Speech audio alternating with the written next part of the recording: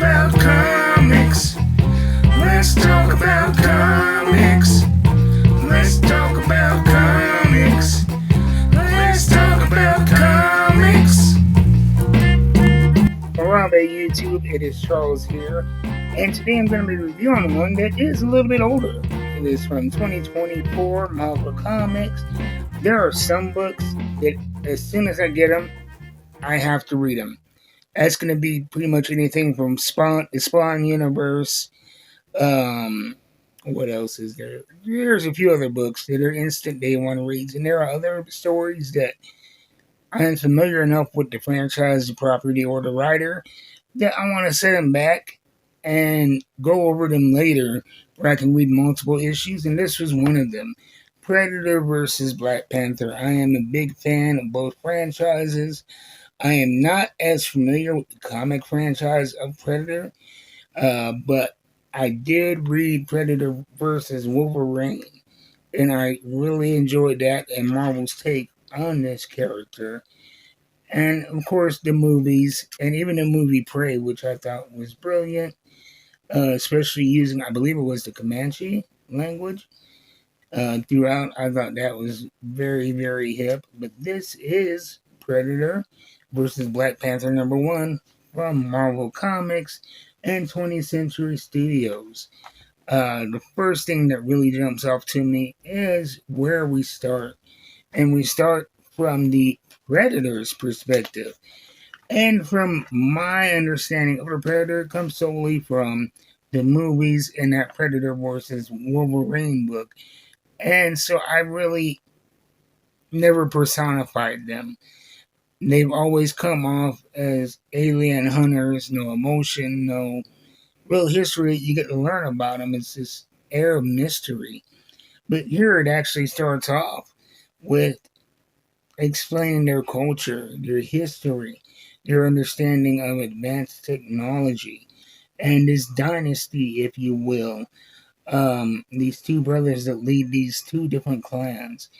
And one of the brothers is, the typical big, strong warrior, who the father loves openly, and the other one is injured. He's missing a leg, and while he may be smart and crafty, he is not the father's favorite, and not the choice to be giving this spear, this all-powerful spear that he gives to his older brother, who he prefers, and they are sent to Earth to compete for the throne.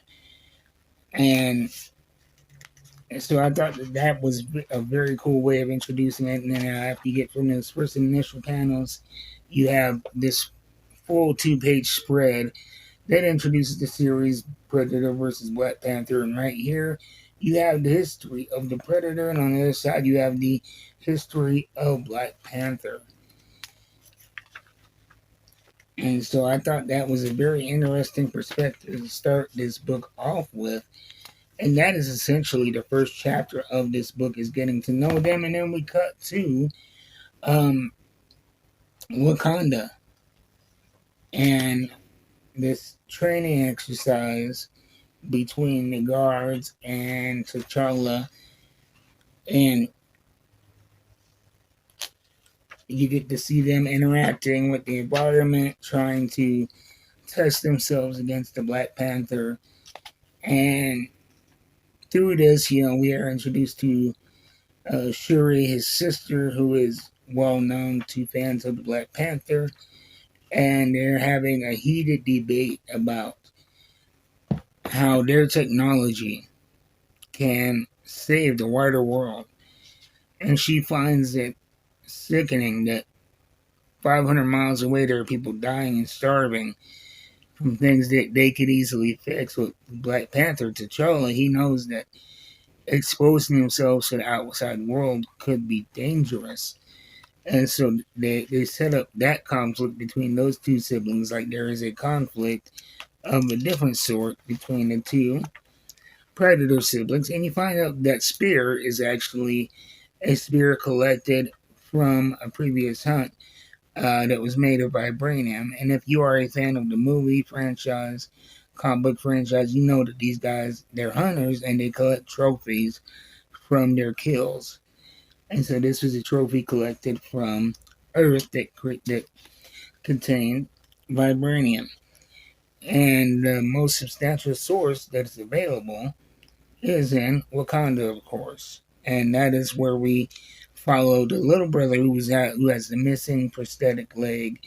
His plan is to go in to Wakanda, infiltrate their security system, and hunt down the leadership in order to take their stores of vibranium so he could compete with his brother. And that is where we get the two sides at odds. And so the story starts off from the Predator's perspective, from Black Panther and Wakanda's perspective, and then we get into where the two sides collide.